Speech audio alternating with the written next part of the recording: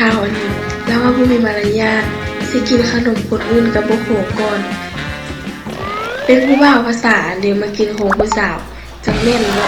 เบิ่งแม่กินอีกละกินเอาบ่อายจังน้อยเนาะด่าซะบ่ย่าเลยด่าด้วยสายตา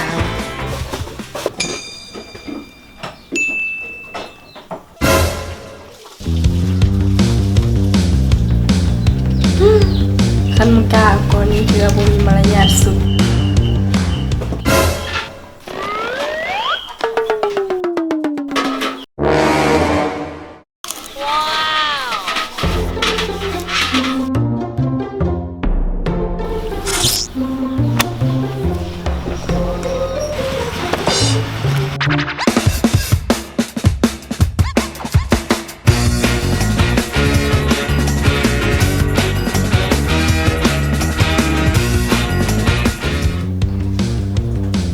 ผมสาวนี่คนนี้แหละ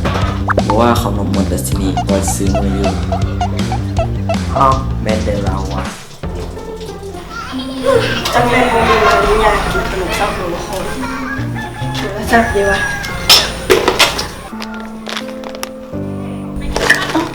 ขนมคนนี้กินขนมมันหรอก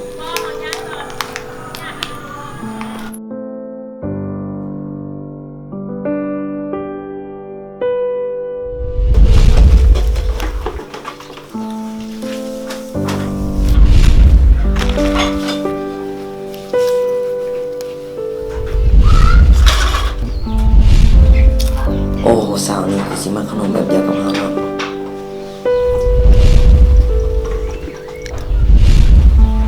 อยากรู้จักเราดีเมืองหน้าเราคงจะอยากรู้จักเราดอก